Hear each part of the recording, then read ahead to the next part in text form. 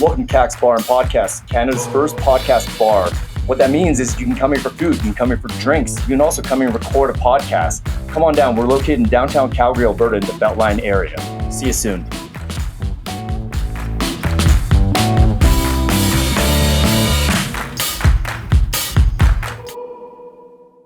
And we're rolling. I'm here today with Mike Dunn. I met Mike through my business partner, Cass. Cass and Mike, Mike used to frequent a bar that Cass would serve him at. And then one day over the weekend, Mike dropped by with his wife, and Cass right away is like, hey, you got to talk to this Mike Dunn guy. And I was like, yeah, of course. I always like meeting new people. That's why I do what I do. But it turned out it was a Christmas present for me because I'm a big combat sports fanatic. I love it all. I love boxing, wrestling, kickboxing, jiu-jitsu, MMA, basically. Mike's a wrestler. When I say wrestler, I don't mean WWE wrestling. I mean amateur wrestling. But Mike, can you take it away? Give people a little bit of background on your wrestling accolades there. Oh, I don't know about accolades. I'm a much better coach than I ever was a wrestler. Okay. So I wrestled in high school till 1986, and then I went from 1986 till 95 wrestling college and kind of senior tournaments. All in Calgary, or? Yeah, no, I wrestled at U of S a little bit and U of A a little bit, but mostly at U of C. Okay. So I was in this the college circuit around basically those tournaments. Okay. But are you from Calgary then, or no? I'm from Ontario, so I wrestled high school in Ontario, and then moved out here. My dad decided he worked from a town where there's lots of refineries and stuff, and there was a slowdown. He got a job out here, so I followed, and then ended up going to U of C to wrestle because they had a wrestling team, and I stayed. Mm-hmm. Met my wife at my first job I was teaching at, and then there was no reason to go anywhere else. Okay, I gotta ask. So usually with wrestling, a lot of it, it's a very there's a strong community behind it. Like a lot of families, they get their kids into wrestling at a really young age. Was that your situation too? Or? No, mine was interesting. It's funny you say that because it's high school wrestling in Ontario is a lot more popular than it is in Alberta. Whatever season's longer, it's more important and that sort of stuff. We make fun of them in Alberta now because in Ontario, if you win the high school championships is called OFSA. So we call it the OFSA World Championships because if you win OFSA, they think it's a big deal. So at the end of the day, my neighbors, kids in my neighborhood, they all wrestled, and my brother wrestled, and they used to put this big mat out on the grass, and we'd practice in the summertime. And when I was a younger guy, so they'd still be practicing in the summertime, and that's kind of where I got introduced to wrestling. Was just outdoor with the neighbors, and they wrestled. They were good at it. And how old were you though? I don't know, 10, 11, 12. 10, 11, 12. Okay. Yep. And you did you love it right away, or did you just kind of I like this, I'm kind of good at it, and then I was boxing first. Oh, no way. I guess at the end of the day, I did play hockey when I was young, and I was a really small guy. I didn't grow until I was out of high school, and so my dad kind of put me into the weight class kind of sports. So I started boxing when I was 10, and then so I was already introduced to those sorts of things, or weight class sort of stuff. So how small are we talking here? I'm trying to picture this because you're pretty burly guy. My first boxing fights were probably 55, 60 pounds. What? Oh, 55, 60 pounds. Wow. And when I was in grade 9, I was 75 pounds wrestling. And in grade 10, 84 pounds. And I didn't break 100 pounds until grade 11. Are you serious? So I was in weight class sports. Okay. Right from the get-go. Wow. Well, you definitely filled out. Thanks. And not always in a good way, but it does happen. I don't know. You have a sturdy look. I would have thought you were always like a welterweight in high school or something like that, But those guys would have been huge to me. Those guys were big. Okay. How big were you in college then? When you were at US? I was growing. So when I first moved here, 19 years old, whatever. I think I was wrestling 125 in the college tournaments, 57 kilos, and then you just kind of steadily go up. And then my last year university, I think I was weighing 175, and then I cut down to 149 for national championships. So I lost my 25 pounds and made my weight and moved on. That growth in your body from 125 to 175 over 4 years of university, did you lift? How'd you amp your body? A lot of weightlifting. Okay. And eating, obviously, right? Because I take it you were probably just like who knows what I was eating. To be honest, I joke about that with my wife all the time because I don't know if I had any vegetables in high school. It's craft dinner, this crap. I think I had some peanut butter, a lot of peanut butter and bread. It was unlikely I ate the way I was supposed to. So that's so crazy because, you think about, in today's athletes have such regimented nutrition guidelines and everything, right? Oh. But back then you're literally making do with what you just said, like, craft dinner and peanut butter or whatever. And I take it you still were a super athlete though. I take it from all things considered. I don't know. I think I was above average at best. Okay. But I would suggest that I likely didn't reach my potential. I would blame on my, distracted. Lots of things that are distracting people, whether it's having to work too much or just not quite having, I just wasn't dialed in as much as I should have. As much as I would expect kids on my wrestling team now to be dialed in, I was not. So the reality is many of my failures as an athlete translate into good coaching practice. So I can always refer back to personal experiences on things that I did, whether it's weight loss or nutrition or training for that matter. And it always translates into a good story for the kids and try to motivate them into doing something a little bit better than they already are. Yeah, let's talk about that. Like, how'd you said you're a way better coach than actual wrestler. Like, how'd you transition to coaching? And that's your job, right? Like, ever since it is now. Now, it is now, yeah. So originally I started, 1986. A friend of mine's dad was a principal at a junior high near the university, and I ended up having to go there for a volleyball class, and then I ended up volunteering for their wrestling team, and then that's when I started. So I continued to 5 years straight. I volunteered at this junior high, and then I went to Saskatchewan, and I was volunteer and helped coach the high school team there, and then I went to U of A, and I was coaching a junior high because it was part of my practicum, and I was also coaching the women's university team, the club team, in its infancy. Actually, it's kind of the beginning of women's wrestling in Canada, and I was coaching that team. And then I got my first teaching job in Calgary, so I continued to coach there, and then I started a club the year after and took kids to the national championships, and I've kind of been doing that ever since. So his club is the ROC, right? The one on your shirt right there. I'm gonna put the Instagram page and things like that in the show notes there. So if people are interested in enrolling their kids into wrestling, I take it they can just get it going that method. Yeah, I run two clubs. One is the ROC. It's an all boys group, and then recently I've switched. I run two programs, and one's an all girls group, one's an all guys group, both aged 8 to 18. Okay. And is kids like just coaching kids? Like why just kids? I mean, I take it you found you had a knack for it, right? Yeah, it's interesting. It's a very good question because when I stopped, I was a teacher up until 15 years ago. What'd you teach? Pardon me? What'd you teach? Oh, it's funny.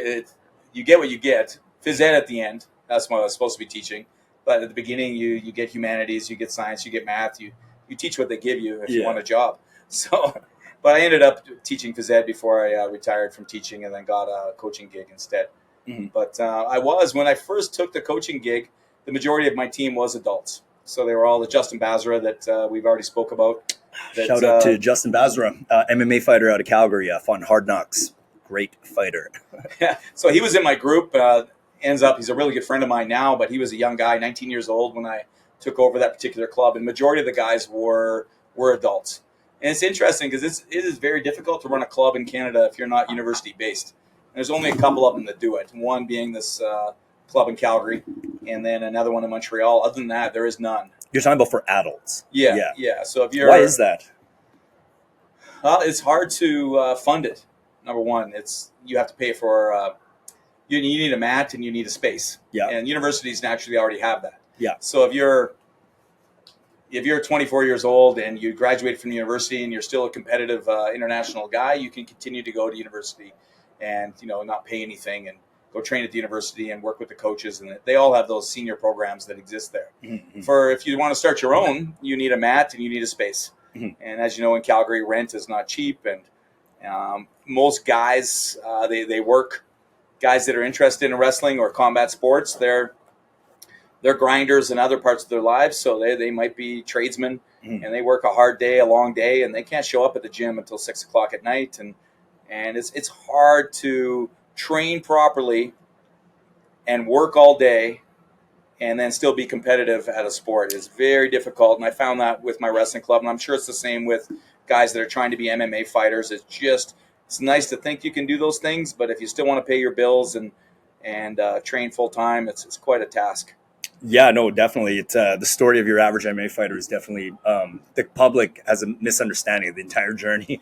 Most of those guys are very, very broke most of the time, struggling in all walks of their life due to the lifestyle it takes to even to become competitive in that realm. And then, as you said, like maintain their actual life. It's like beyond hard. You basically need help essentially in some capacity. I think. I mean, most great MMA fighters I noticed towards the end, like they had loads of people assisting them in some way or another. Like people don't know this, but like Khabib was very well funded over in Dagestan, like by well, I don't know the full. I have the story loosely understood in my head, but just know he was set up so he could just train, and get all the way there. But that's why, like I have a lot of admiration when I see the local fighter circuit and the people going for it, like our good friend Nick Ring, right? Yeah. Like Nick was not rich by any means, he was still working in bars and things like that when he was trying to fit the whole thing together. And but that's where most of my admiration comes from Nick, because like I was there in the early BDB, like the BDB days era before it turned to Champions Creed, and I was kind of like watching Nick go into the UFC, and I was just watching that grind and just that discipline and that commitment, and that he was getting a little bit of a popularity going on locally, but again, people just thought, oh, hey, this is like some cool fighter guy, but it's like, no, man, like this guy behind, like it's like a juggling act to make everything in his life fit together just so he can make the walk to the cage. And even after that, I mean, like the UFC pay is pretty dismal at the start, so Yeah. it's like he wasn't rich by any stretch, and so yeah, no, I definitely understand that, and I have to constantly tell people who like they just don't understand the whole like oh, how come he was not more prepared for that fight? I was like, well, buddy's probably working a couple jobs, like sleeping probably less than you when he needs more, maybe eating craft dinner, and like and yeah, people just don't see that full scope. But yeah, sorry, I went off a little tangent there. No, I think it's valid. People's perception of a UFC fighter. And you're right. The guys on the undercard are, man, they're scraping by. Yeah, most of them. I mean, I'm sure there's the one lucky guy that everything's set up for him too, or something like that. Yeah, but touching base again, do you find that okay? Because as you get older, when you're an adult, say you want to keep playing basketball, you just join a men's league. Say you want to keep playing hockey, you join a beer league, right? Mm-hmm. Like people want to keep wrestling because there's not like adult teams anymore, or if they are, they're rare. Like you said you had one briefly, basically with Justin Bazzer and those guys, but even that one you said it had to fold, right? Correct. Right. Yeah. So it's almost like wrestling doesn't have that. Basically, once you're after college, it's kind of like either you coach to stay involved or something, but you can't really get to do it anymore, really, in a way. Like it sounds like You're right. Being able to compete after college is slim pickings. If you're a national team guy, you probably stay involved if you get some karting money. And again, those guys don't make a lot of dough as well. They still got to kind of work, especially for a guy. And you get your karting money. You try and train. You got to travel too. You got to go to Russia, like you say. You got to go to Iran. You got to go to Mongolia, Japan, and find some partners and things. It's very expensive to try and be excellent at wrestling. And you're right. The infrastructure for men's wrestling in Canada is not friendly to people after university. Yeah. If you wanna train and go to college tournaments, there's not very many of them, and there's just not a lot of places for you to train. And one of the problems is that the University of Calgary practices at 4:00, and if you're a guy that wants to continue to wrestle and you work till 5, you can't make practice. There's just nothing for you to do. Right. The alternative is places like BDB, Champions Creed, where Ronnie Bushfield still runs a wrestling practice there once or twice a week. And shout out Ron Bushfield, and even from high school. good guy, and he still just keeps. He loves doing it. He loves working with the guys that go there. There's a lot of good guys. From my understanding is, and when I talked to Clive Llewellyn, who's a wrestling lawyer in town, who goes there to work, and there's some guys there that are really good at wrestling as part of the Champions Creed program, and there's really not a place for them to go to wrestle, so they just wrestle twice a week at practice. Yeah, so basically it's like open mats you got to find, and even that it's not the same, I guess, because even the wrestling there, I take it they're not wrestling on a wrestling mat. They're probably doing it on like a jiu-jitsu mat or Yeah. something like that. So even that's a bit In bare different. feet. Yeah, on bare feet. And like in the wrestling game, you wear shoes, you have the singlet. You know, there's a whole it's a sport, you know, but now it's kind of like it's like removed and you can only play it still if you play it under those terms, which is not the same wrestling they grew up with. It'd be almost like you used to play basketball in a gym, and then it's like, okay, well, you don't get to play in college anymore, so you get to go play in the concrete gym over there with a super bouncy rubber ball, and you're like, okay, well, this is the only basketball you can get. This is the only basketball you can get, kind of thing. So, okay, like, do you find a lot of wrestlers have a little bit of like depression after their wrestling's over? Not that I'm aware of. No. Okay. No, that one's new. Okay. So no, I don't think so. Okay. Never mind then. I just know a couple of wrestlers. I'm not going to name their names, but yeah, it seemed like wrestling when it ended for them, it's kind of like maybe it wasn't the wrestling, maybe it was just that disciplined lifestyle. Like once that left their life, like man, they like went the other way, like booze hound, and you know. I don't know whether there's all kinds of sport culture for young people that's, you know, whether it's wrestling or basketball or football. And I'm sure as a college athlete and a college wrestler or football player, there's a lifestyle is one thing, and then when you finish and have to go do real life, maybe it's upsetting to you that it's not as much fun anymore. Who knows? No. Who knows? But I'm not familiar with that. It's funny. I'm in contact with many of my peers from the 80s at UFC. Yeah, I just had they're all good. One of the guys, and it's funny that they had my coach from UFC has just moved back to Calgary, and many of the guys that wrestled with him, we've got together with him a few times in the last few years. And they actually, I have a poster in my basement, and it was all mug shots. It's all like passport photos of all the guys that were on that team. And it's pretty funny to pull that out. They don't do that anymore, but you know, you list up, you see all the mugs of all those guys. So well, now they have Instagram, so your images are on there forever and ever and ever, and you can anyone can find them. Yeah. Okay, I got more questions for you, Mike. I love this, by the way. Like I'm a massive combat sports nut, and I appreciate anyone who's like involved, like even after their prime, if you will, has passed, but like they still keep up with it. Because that's how you like evolve the thing, right? You know, you got the people who did it, they learned from it, and then they keep involved right into that ripe old age. Because, you know, then you keep passing on that wisdom, and that's how that, you know, the entire art, if you will, keeps evolving. You did freestyle wrestling, I take it then, right? Like you do both when you're a kid, but it's mostly in Canada. There's very little Greco that goes on. You basically only wrestle Greco at the national championships. Greco is upper body wrestling, essentially. Yeah. Like, yeah, for people who don't know, but yeah, no, like, so you did do some Greco then? Yeah. Okay. What you like the freestyle more or the Greco? Like, I mean, it's both are fun. You just don't get the opportunity. So it's more you train freestyle all the time, and then you get a chance to do Greco. It's a lot of fun for Canadian kids to give it a shot. Isn't Greco expectations are low? So you just go and you're trying to chuck guys. Yeah. And, you know, you're trying your best to not get thrown and throw the other guy. And we're not experts at it for sure in Canada. There's no expert Greco guy in Canada. It's funny you say that because they're moving here. European guys.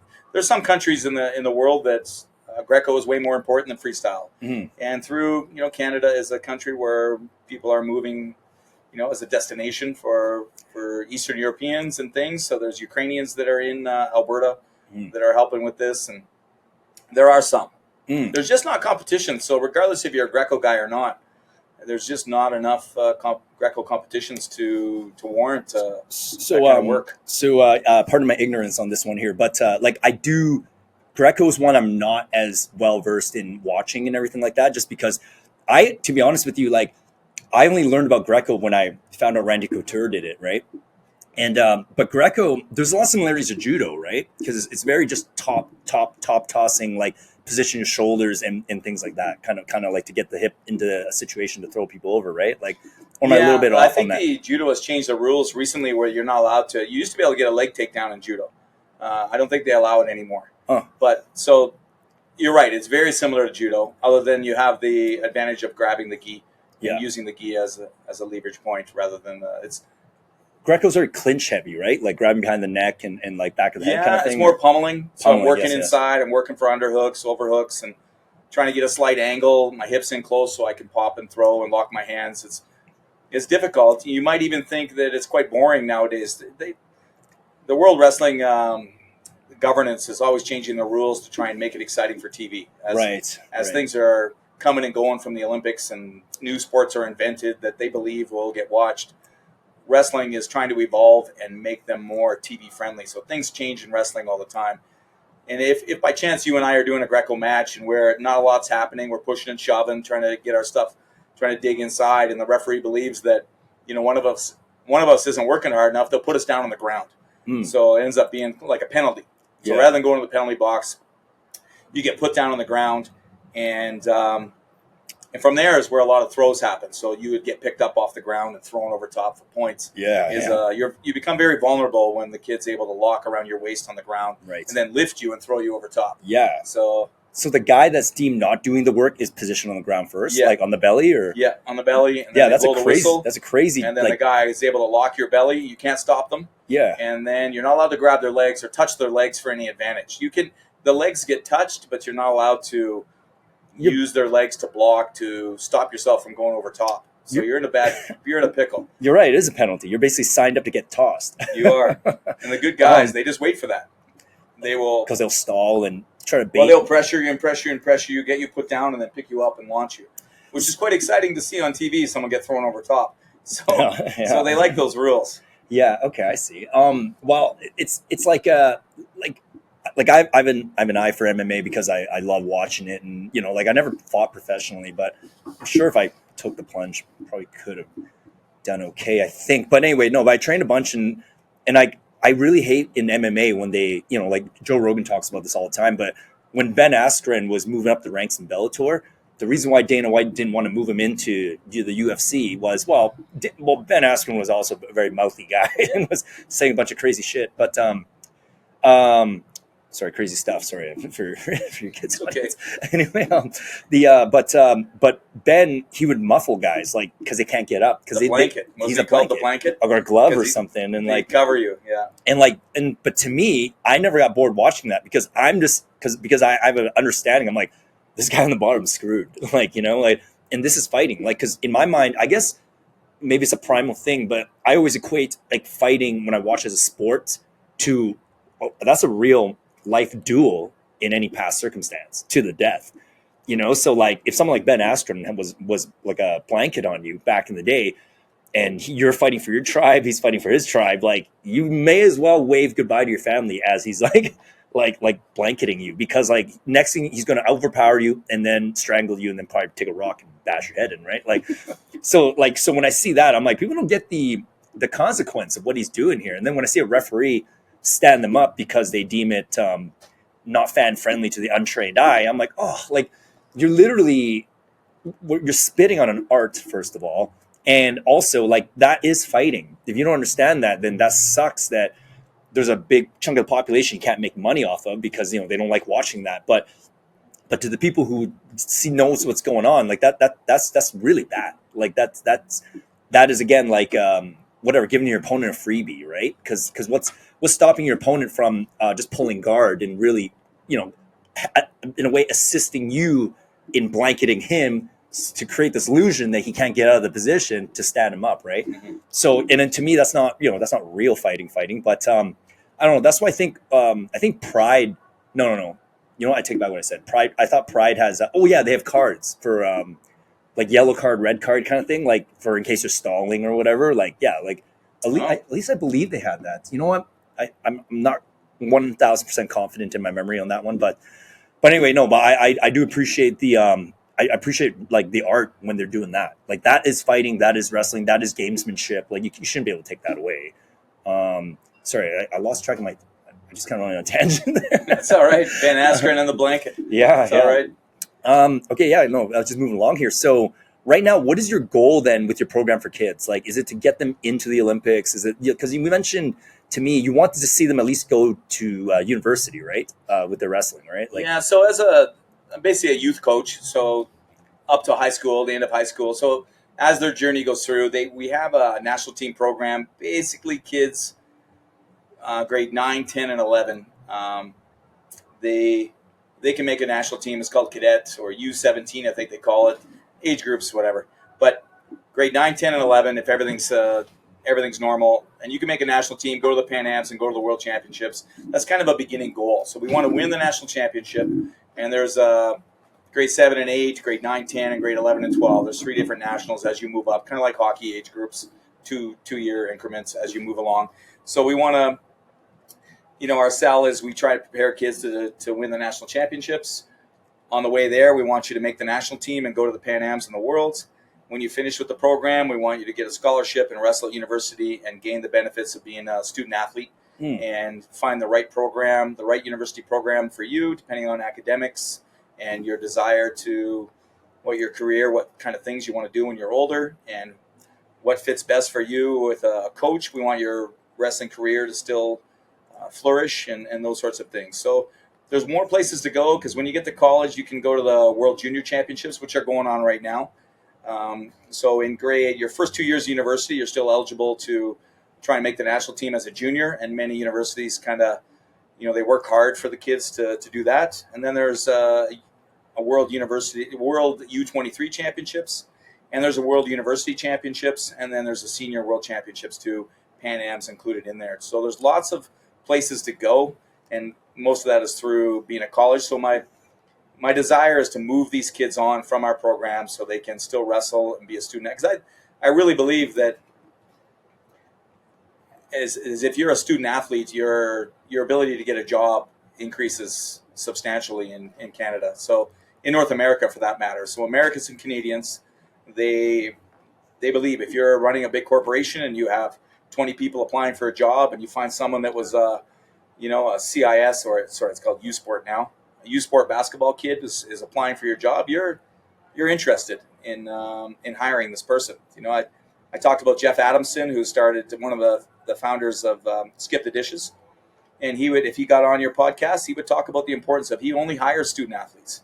He hires athletes only to work for him, and he runs Neo Financial now. And I have other buddies that run successful corporations, and hiring student athletes is really important to them, because you automatically get a whole checklist of things that you wouldn't get from somebody else that wasn't an athlete and didn't have to juggle those things, work and compete and show up to dryland training and travel on weekends and all these things that really competitive athletes have to do. Once you get them in your company, you're getting some quality attributes. So I work hard to convince families that may not know this, that this is the journey that I believe, and it's not the only one. I'm not saying you have to go to university every time. A lot of successful tradespeople and business guys did not have to go. But if you go with the odds, the percentages, which I'm a percentage wrestling coach, that if you get to school and get a degree, you're going to have a better chance of getting a successful life. So that's kind of my sell, and that's what we work on all the time for that. That's beautiful. So essentially, it's the wrestling, and to quote Joe Rogan in a weird way, it's the vehicle to developing like your human potential, essentially, and to line that up into going to school ultimately, like at a college level. Like, sounds like that's like the message why you're continuing to do it at the kids level, to because once you're an adult, it's like the wrestling is just for the wrestling, but this sets it up to, as you said, like go to school later, like within the vehicle wrestling, go wrestling, win all the championships, get that towards a scholarship, go to school, like shoot off into a good career. And I believe this in everything else. Like, I don't care. I try and tell families all the time, like, you can choose to be excellent at singing or dancing or volleyball or basketball or swimming. I don't care. But if you are excellent at something, excellent translates into all kinds of things. You can be an excellent mother or father. You can be an excellent husband or wife. You can be an excellent employee. You can be an excellent student. So excellence isn't guaranteed. But if you are pursuing excellence in anything, that stuff translates into later in life. So if you're going to join my wrestling club, I'm going to try and make you excellent at wrestling, and then you're going to see the rewards of this pursuit of excellence in the rest of your life as it goes along. Mm-hmm. And it's for me, a lot of my job is teaching families this ideal that North Americans, it's very valuable in North America. It may not be. For me, I have a lot of my team are new Canadian families, whether they're from India or Afghanistan, Egypt, you name it. I have a very diverse group, Moldova, of kids in my wrestling club, and a lot of my time is spent trying to speak to parents and get them more educated on kind of when you arrive in Canada. My thought is, how do I become successful in Canada? So for me, if I move to Egypt, I'd have to, I start living there. My kids live there and stuff. Okay, how do I navigate this place? I want my kids to be awesome in Egypt now. So how do I figure out how to do it? And part of my work is to try and get families on board, how to figure out the school system, the sports system, like how do I get my kids better jobs than I have and an opportunity to be more successful than they would be if they stayed in Afghanistan. So that kind of talk is normal. Do you think if it wasn't wrestling, you could have had the same coaching for another sport? Yes. Yeah. So wrestling ended up being your vehicle, but you probably could have applied this. Say in a parallel universe, Mike Dunn was the same thing, but into hockey. Probably be the same I would path. love that. Yeah. Both my kids were hockey players. That would have been awesome. Okay, sweet. How old are your kids again? 27, 26. 27, 20. Okay, full grown men now. Oh, wait. Both boys or Yeah. both boys? Okay, Yeah. Sweet, perfect. Did they wrestle then? Or? They did. Okay. They did, but they also played hockey, and it becomes very difficult to be awesome at hockey in Right. Canada and still have the time to try to do other things. So they both wrestled, as much as they could. They both traveled a little bit, went to tournaments and things, and but and again, I gave them a choice as young guys, really young. Look, you're going to be awesome at something. You can choose to work with me, and we can be awesome at wrestling. We'll work with that. Or you can choose to be awesome at hockey. Mm-hmm. They both chose hockey? They both chose to be awesome at hockey. And that's just kind of the culture, though. Hockey, and if you're in school and a kid's at high-level hockey, he's socially in Canada, if you're a top hockey guy, you're the boss at school. Oh, yeah. That's just Quite the way it literally, goes. yeah. If you're a Bantam AAA hockey player in Calgary, in public school, you are, I don't know how to explain it, but No, it's socially, true. There's some socially, royalty. you're thought to be, like the boss. And, Well, and not in a negative way. We all went to high school, and people look at them like a dollar sign potentially. Maybe, yeah.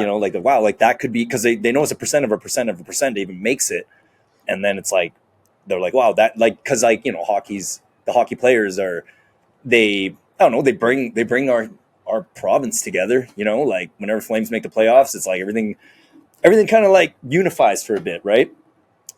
Because hockey's the national sport. But Mike, were you a bit chapped when they both chose hockey instead of wrestling? No, I love watching. I love watching them play hockey. Okay, sweet. No, not chapped that way. They had an opportunity, and the reality is, I'm a way better wrestling coach now than I was when they were younger. So I may not have done them justice. Okay. The other piece is hockey is it's a grind out there. And I'm not going to say cruel is a negative word, but it really puts kids through the grinder.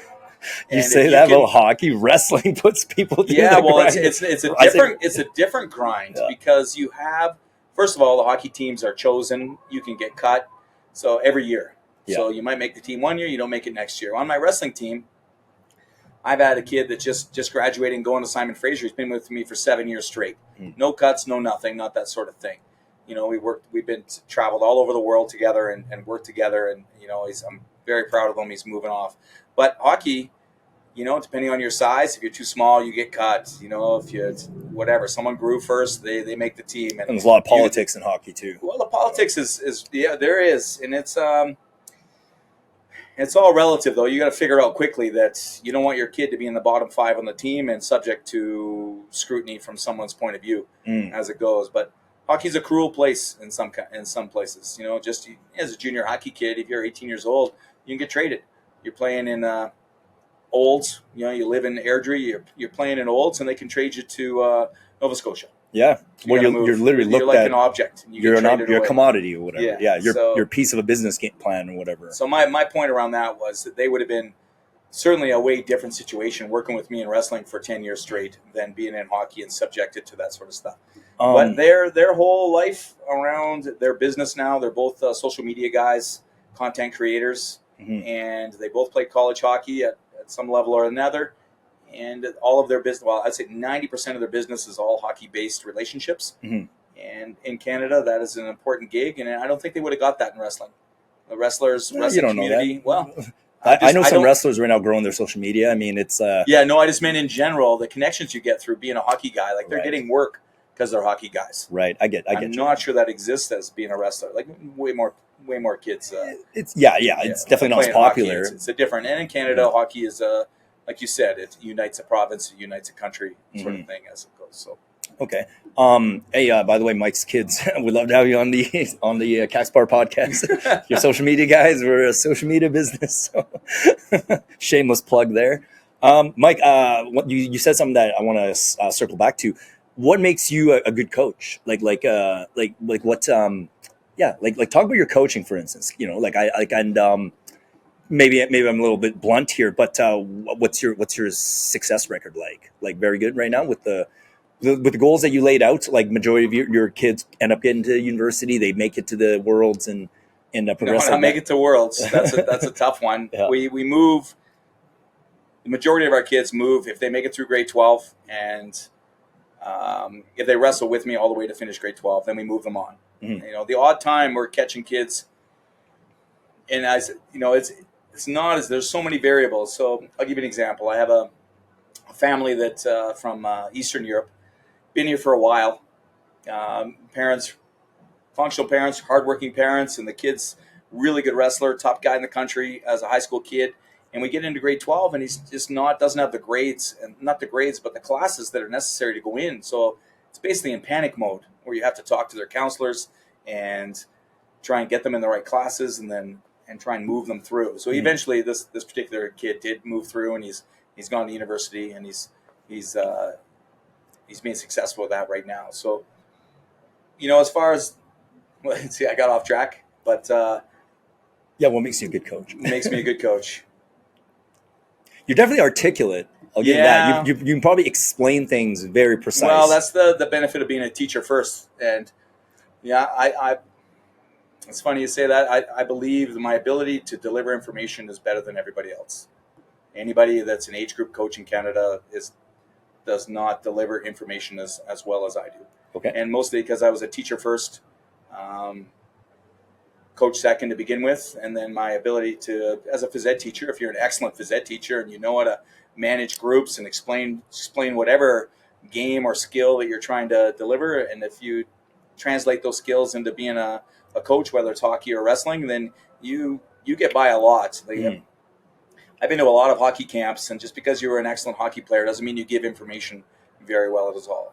Yeah. As well. So same as wrestlers, you could be an Olympic champion and come in and do a clinic, but if you can't deliver the information, it's very difficult to explain and share what you've done to become an Olympic champion, and then share that with kids if you're not an expert at teaching. So if you cannot give information, you fail quite quickly.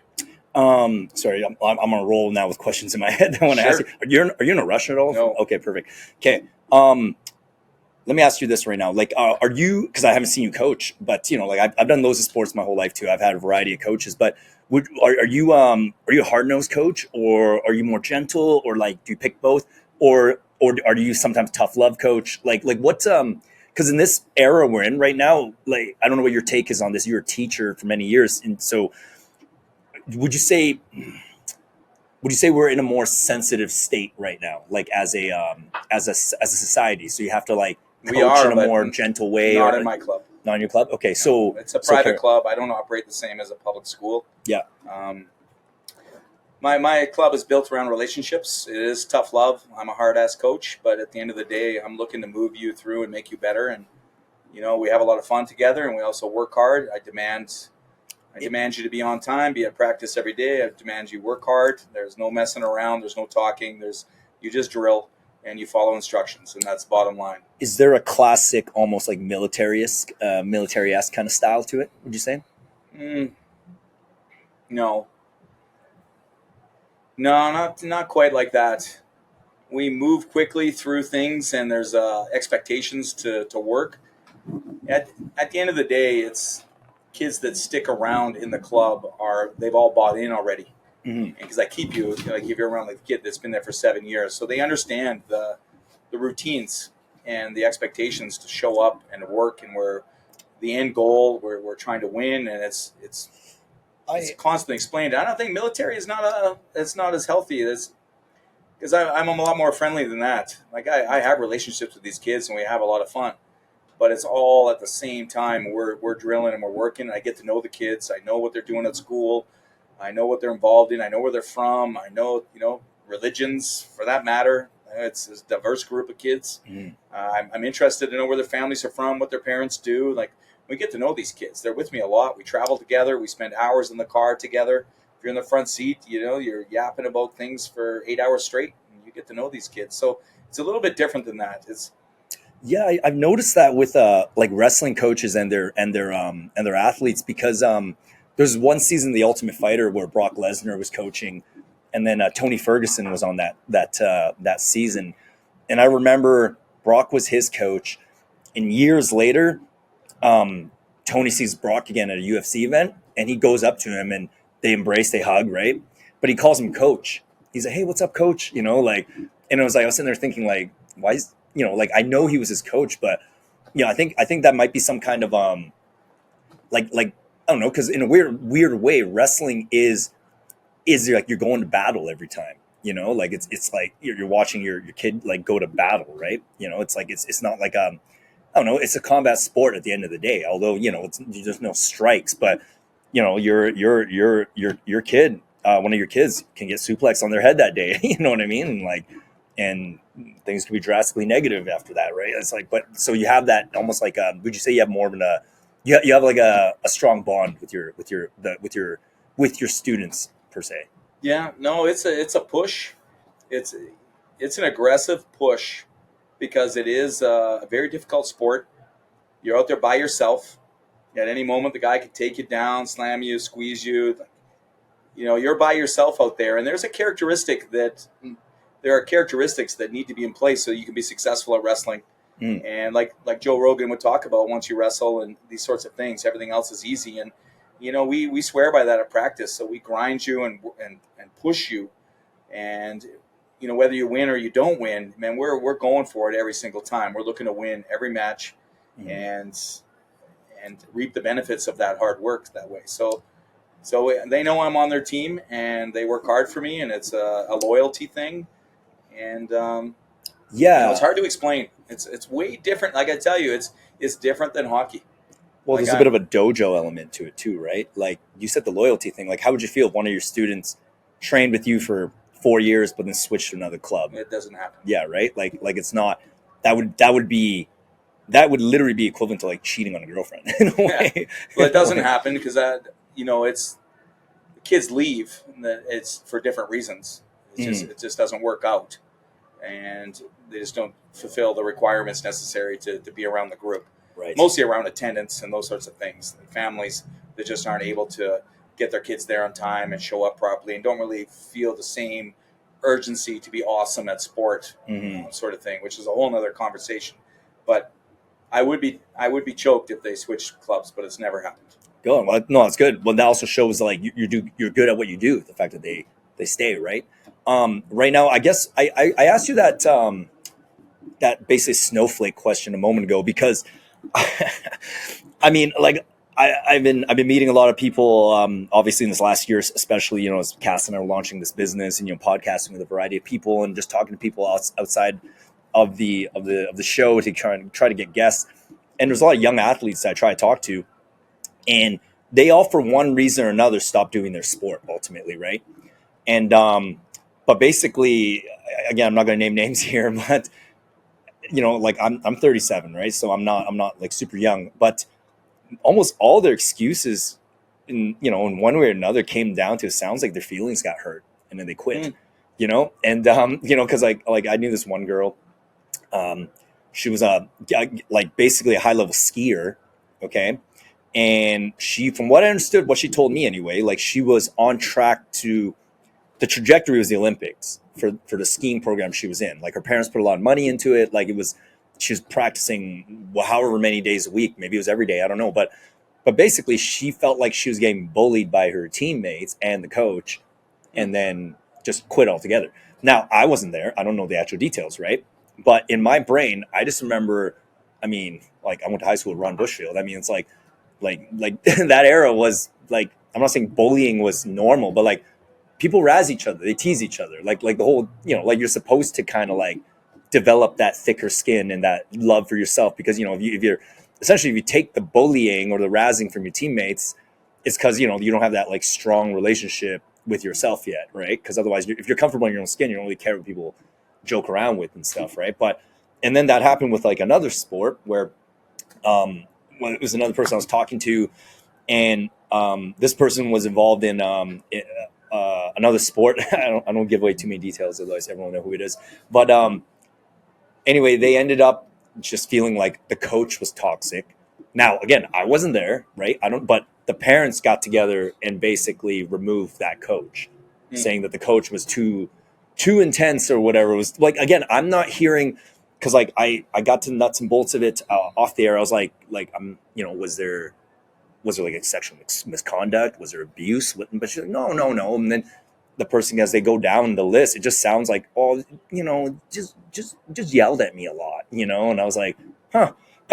Again, I'm sitting there like, look, maybe I'm from a different era, but like, your coach is supposed to yell at you if you're dogging it. You know what I mean? Like, I remember, like, I had this one basketball coach, like, it was season, like, it was grade 10 going to grade 11, and my left hand layup was nowhere good as my right hand layup.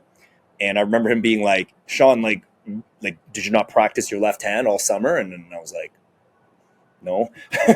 He's like, well, like that was your main thing, because your game is pretty complete, except you don't have a left hand layup.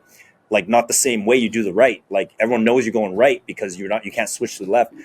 And and I got called out on that. And then and yeah, but like, my feelings didn't get hurt. I remember being like, man, he's right. And I remember every summer when I was playing, because I probably played every day for fun. Like, I loved basketball back then, but I consciously didn't go left because it was just easier to improve my right game than try to figure out the weird, disorganization, you going to the left and whatnot. But I remember I got yelled at pretty hard. Like, like, I basically got made an example of in that practice about like, hey, like, this is not working on your weakness. This is what's happened. And like, now you're going into the season pretty incomplete again, like with your left game. And because of this, I got structured plays now where you go to your right until you get your left back. But I remember, like, I wasn't mad at the guy. You know what I mean? Like, because again, it's not like he pushed me or like pinned me in a locker after. And like he just was stern to the point, and I understood that. But I was raised by Asian parents, so they scream a lot too at you and stuff. So I don't know. Like, I just asked that because I'm always curious about the landscape of coaching now, right? Because like, even in the Flames, wasn't there the essentially the rumors that the players just didn't like Daryl Sutter's old school way of coaching or something like that? Like, that's what I was hearing down the pipeline. Like some of the reasons why Goudreau left was because like he just didn't want to deal with that old school like rough coaching or whatever. But again, I'm sitting there thinking like, I don't know what's the right move and what's the right trajectory, because I just think maybe it's a culture change. But I'm just looking at results. Like, does it still produce winners or not? Is the sport still evolving or not? Right? I can't tell right now. But what's your take on that? Like, hard coaching versus. That's a lot of info there. Yeah. I guess hockey, if you want to talk about hockey sort of stuff, and it all comes back to motivation. Like, what is majority of hockey? Old school is a negative approach to motivation. So I will bench you to make you play better. I will, whatever. I'll take away your ice time. If you're not allowed to go in the power play anymore because you made a mistake, you get a turnover or whatever.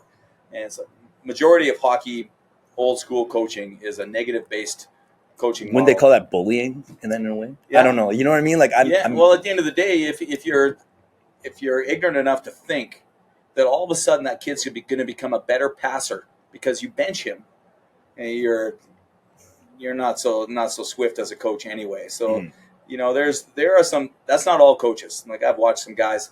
Even when I was in university, one of the guys that was doing his PhD ended up being I had to take a hockey class, and he was the teacher, and he was a coach, Bantam AAA coach, a midget AAA coach, and he ended up coaching at Olds College, and so on and so on, and coached in the WHL. But I went to go watch him coach. He was coaching a junior team, and I think he started the Camrose, Canmore team when they started in the AJHL, and he was a teacher.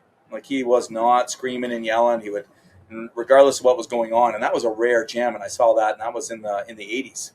And my children, for the most part, were not exposed to those sorts of guys. It was all very negative coaching. You'd get benched. You'd get swore at in between periods, even when they were kids. So this is kind of what the hockey culture brings to the table, and not always.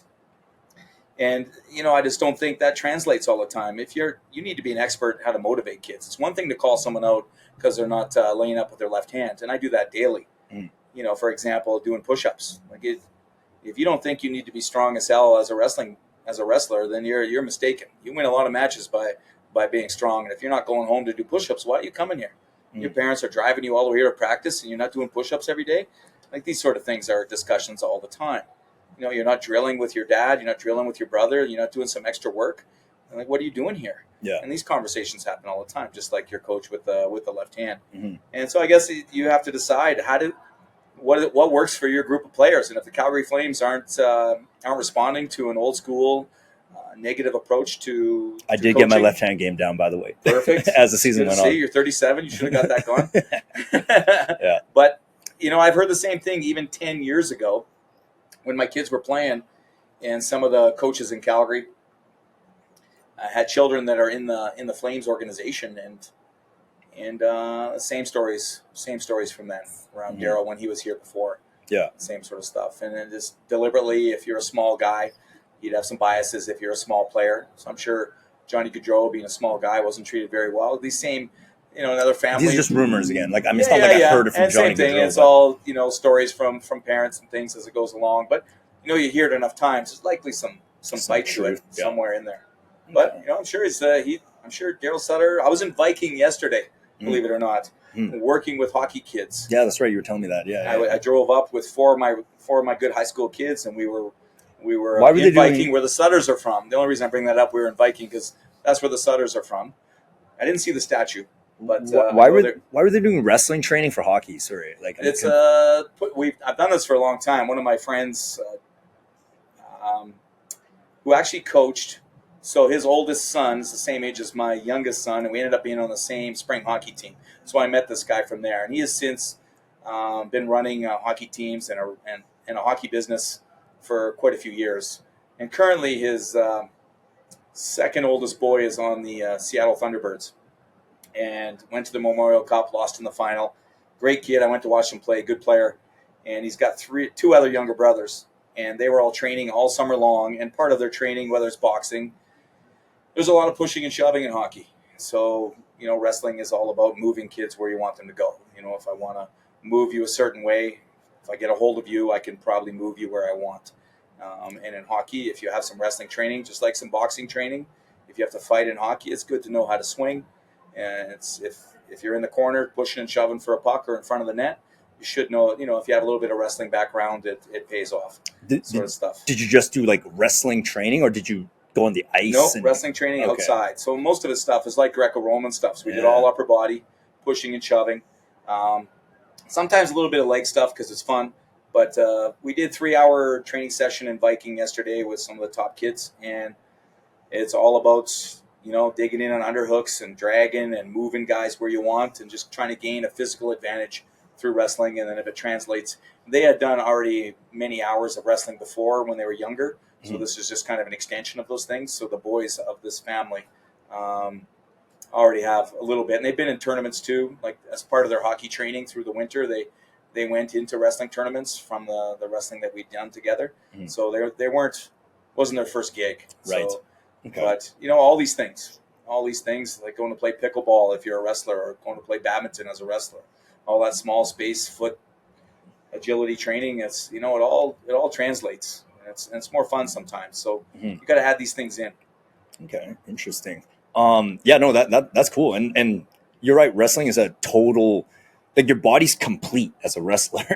You know what I mean? Like, it's like you can basically do everything. You basically become like a Wolverine or something from X-Men. You're like, I always like, I've done a bunch of sports, but even just wrestling back when it was like in MMA classes for the wrestling or for high school, like I always thought like this is like really, really hard. You know what I mean? Like, because your heart's pumping blood to every part of your body, doing every movement that you can never think of, right? Like, how often in your real life now are you in like a bear crawl position? Like, it's not like we're cavemen anymore where we do that all the time. Like a sedentary office worker, like probably maybe even 30 seconds of actual wrestling might be like puking or something like that now. It's very difficult. Yeah. And then what separates us, that's That's a talking point, is that high schools or schools, the Calgary Board of Education has taken out gymnastics. So there's no more tumbling. You don't do stunt gymnastics. You don't do gym. When I first started teaching, they just started to phase out all the gymnastics equipment. So there's no more.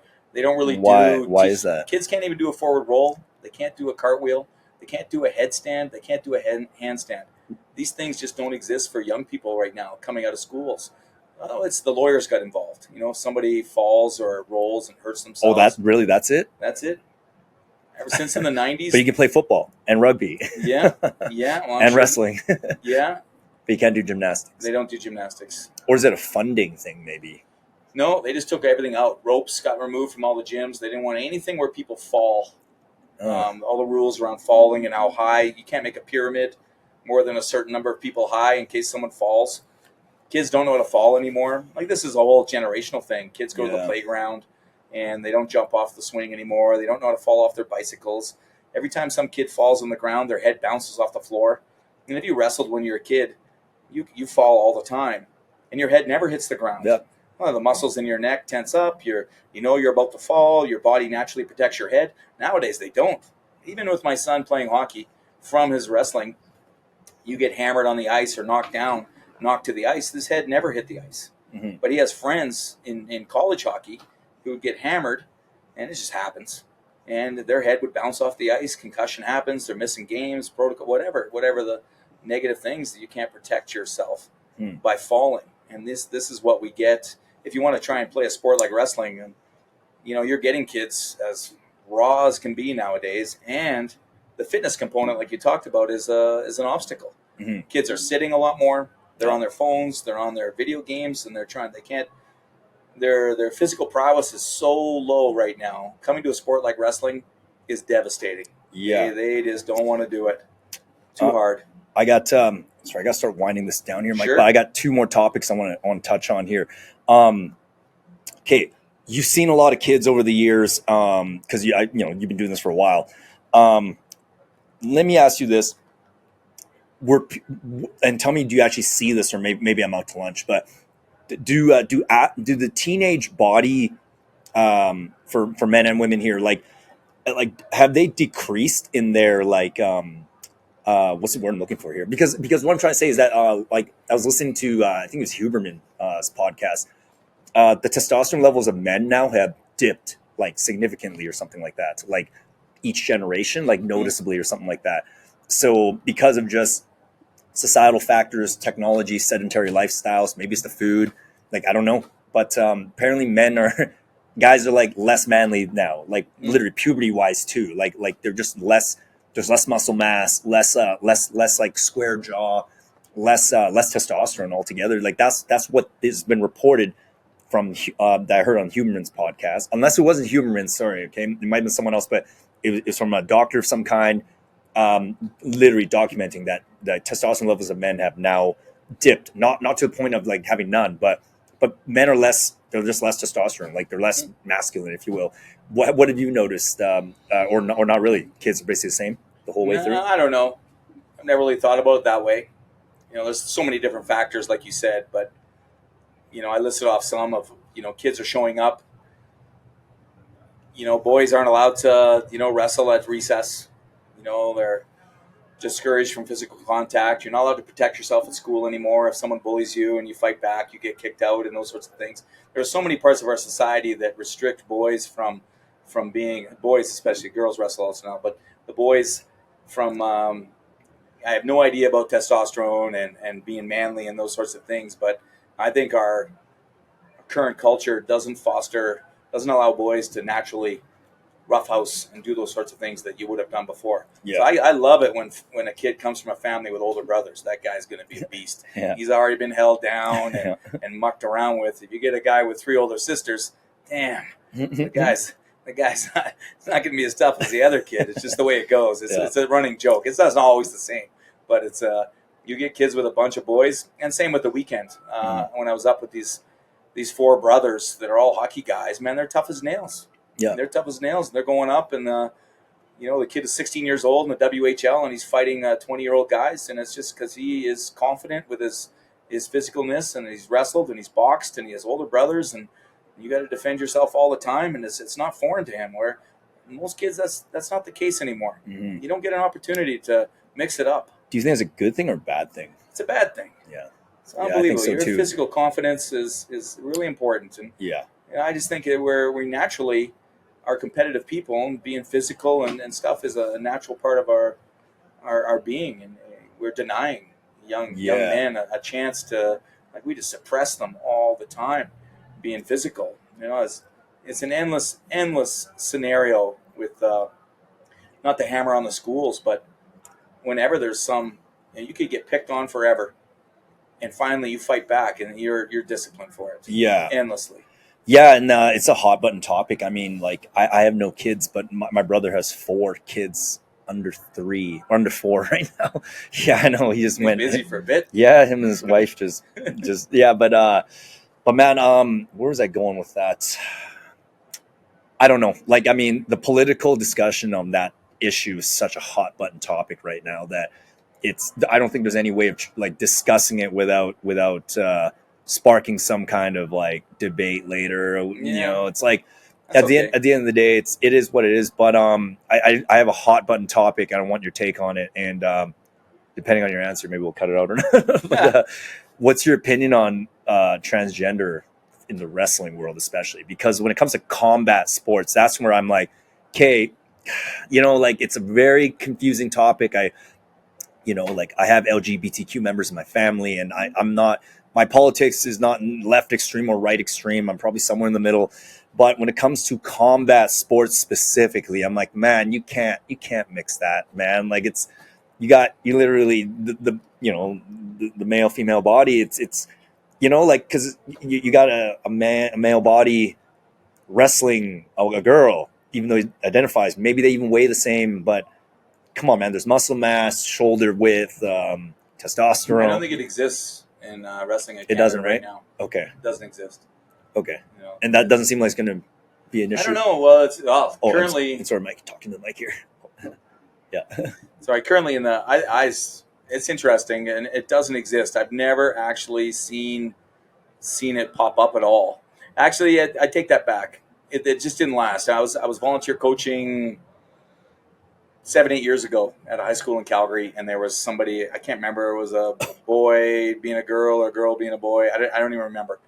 But they were in the wrestling room practicing and stuff, and I didn't know whether it was everybody knew or not. That's also another factor as it goes in there. But she or he ended up quitting anyway, and it never came to anything. And for me, in the sports, in this particular sport, and it's funny, I just had a practice this afternoon, and one of the kids, it was actually a high school girl, 6-time national champion kid on my wrestling team. I gave her a ride home after practice. Her parents were out of town, and we were talking about guys wrestling girls because she'd been to a wrestling camp, and she wanted to. She's really tough, and it's hard to find girls that are tough enough for her. Weight class? She's 65 kilos. Pounds, please. 145. Okay. Nope, a little less than that. 140. Okay. Anyway, around that 140 range. But anyway, she has a hard time finding girls that are competitive against her. And so she has to train with boys and wrestle with boys. And I was trying to explain to her when I was a kid. That's training, though. Training. We're talking about competing. Training. Well, it's, because there's a little edge that comes in once you're competing, right? It does. She doesn't have to compete against the boys. But this conversation around wrestling is different than MMA a little bit because the striking and the kicking is one, which is the whole part about the testosterone and bigger and stronger. But for me, in the wrestling part, the touching, like you could, the genitals, depending on how techniques are going, there could be some grazings and you're grabbing this, that, it touches and things, and I told her, like, when I was a kid, girls didn't wrestle all the way up till I started coaching women, and when I was at U of A in the early 90s, and I had to coach against them, but I'd never wrestled with a girl ever, or never had to have a practice with a girl or of anything. So it was all a new thing. But at the end of the day, if you're a girl, a dad of a girl, and some young man is identifying as a girl and is allowed in a wrestling tournament, picks her up and slams her in the head, even grabs my daughter's genitals, like that's nuts. Yeah, that's crazy. Yeah. So it's one thing to get slammed and get beat up because they're bigger and stronger. The other thing is, my daughter's trying to be a wrestler and get a scholarship and things, and now she has to wrestle a boy that's identifying as a girl and just grabbed her and Yeah. like, what is going on? Yeah. And it's quite an uncomfortable thing, and as a parent, it would make me quite upset. And I don't have daughters, but you try and think about it from their perspective. Like that would be way out there. Yeah. And the amount of, well, just the amount of crazy people out there right now. Like you know, you might get a bunch of sickos that just get into wrestling for that one reason, right? Well, you know what I mean? Like that's that's a constant with the Instagram posts for the young girls in my team. Like you cannot post. There's your stuff's going out there, and there are people specifically watching, looking at Instagram posts to see young girls in tight clothes. And look, we have these conversations all the time. There's no posting in your in your singlet and things, and we don't post stuff with girls with. This things have to be appropriate all the time. It's a crazy world out there for sure. Yeah. Okay, we'll leave that topic then. Leave it at crazy world. Is that we're going to end this whole thing? Well, not the whole thing. I got one more thing to segue Okay, into all right. because it was a fun talk we were having before. And by the way, Mike, you've been enjoying this. Feel free to come back on anytime. I can probably talk your ear off for hours about anything. I just love like combat sports. Okay, so a little bit of fun questions here. So as a wrestling, I'm considering you an expert. You're a coach. So to the untrained eye, George St. Pierre at the time in 2009, I think it was, or 10, he was going to try to go. He was going to try to segue and be on the Canadian Olympic team or something. And then I was sitting there, I'm pretty, because we're talking about how wrestling, when you start really, really young, the chances of getting really, really good are way higher than if you start as an adult, right? So GSP, from what I understand, his background was Kyokushin karate and other general sports. But from what I understand, he didn't really get into wrestling till he was an adult, really, till he was pursuing his MMA career. But because his MMA fights, especially the last, I think, 7 on his massive win streak he had, they were all dominant decision wins, primarily from his weapon of wrestling, because he would wrestle guys to the ground, implement real good body position, and then do his strikes and his jiu-jitsu and whatnot. And then people were starting to say, wow, he's such a great wrestler. Now, to the untrained eye, even myself, I was like, yeah, he's a damn good wrestler. Because in my mind, I'm like, well, he beat Matt Hughes. Matt Hughes is an All-American.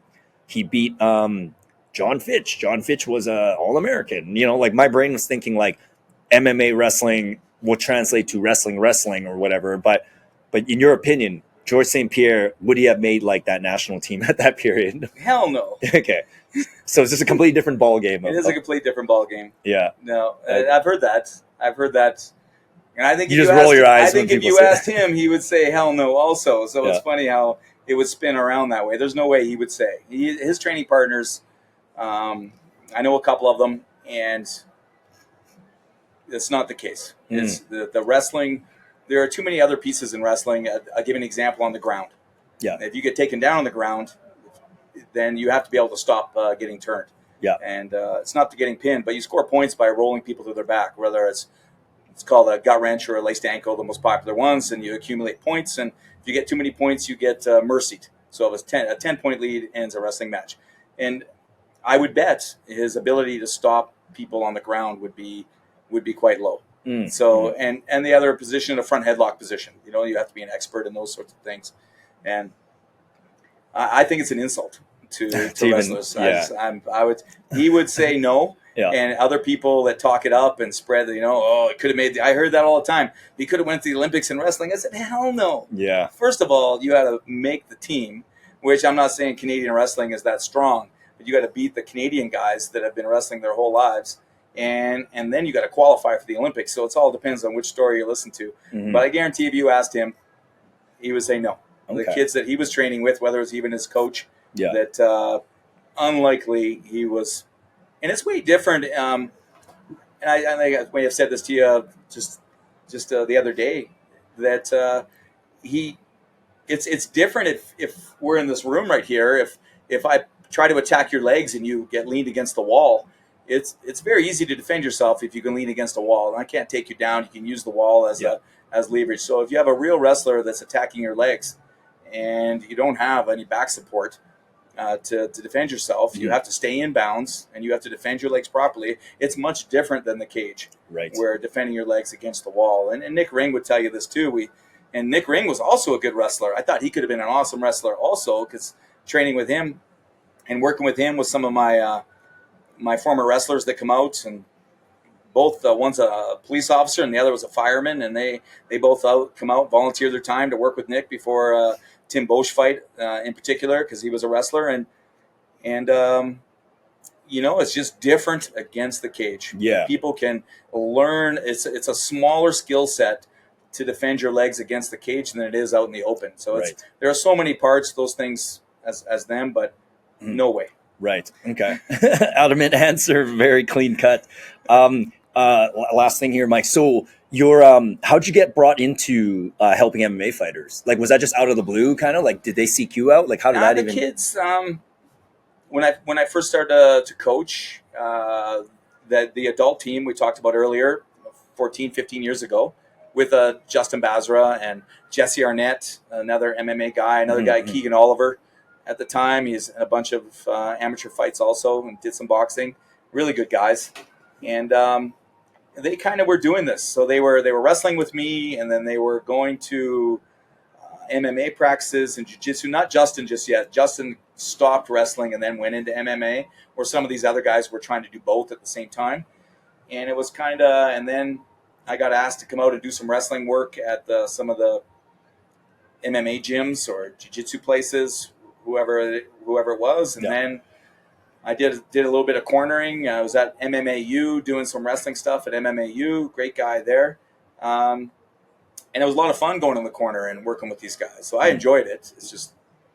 So you basically just kind of got brought in through recommendation from your students who are already doing my MMA. Students that were in my wrestling club, and they'd go off to the MMA club and they say, "Hey, bring in my wrestling coach. We'll do a session for everybody." And then it just kind of worked from there. So I do some sessions at different clubs, and lots of fun. And then I got asked to go into some cornering and things, and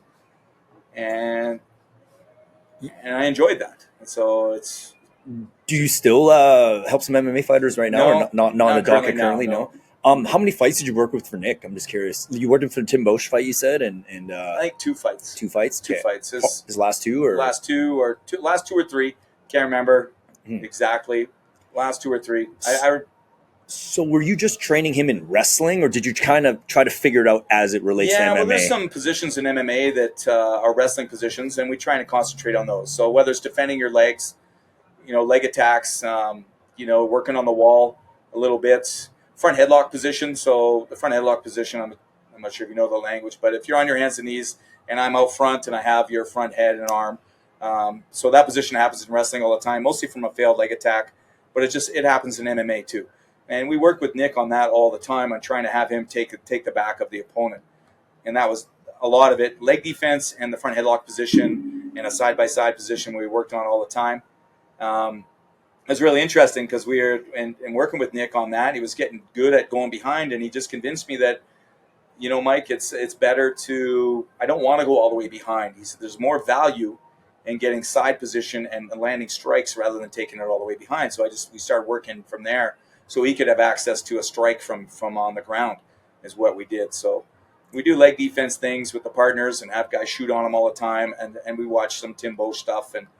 I watched some Tim Bosch stuff and started working on some stuff, what side of a leg attack he would try to get in on, and we try to mimic that in practice, those sorts of things. So, I'm trying to get Nick on this podcast, by the way. Nick, come on the podcast. When you were working with Nick, though, and I can probably ask him next time I see him, but how injured was he, though? I heard he was mangled going into those last couple fights. I'm not talking about just knees. Like, do you know, so I have a friend, his name's Rando Lamero, and then his older brother's Daniel Lamero, and his youngest brother Mike Lamero. So I went to high school with Rando anyway. They were all in my club. Okay, tight. Yeah, so Mike Lamero, last time I talked to him was years ago, but again, combat sports, not. I know Mike worked with Nick as well. Yeah, he's one of my guys. He's a fireman. Yeah. Oh, yeah. Oh, Mike's a fire guy too now? He's a fireman. Okay, he worked with Nick. He's one of my Okay. kids. Yeah, no, I remember talking to Mike, and he was just telling me, at the time, I guess Nick's neck was really mangled, and, shoulder strength wasn't exactly up to par. that was information he relayed to me.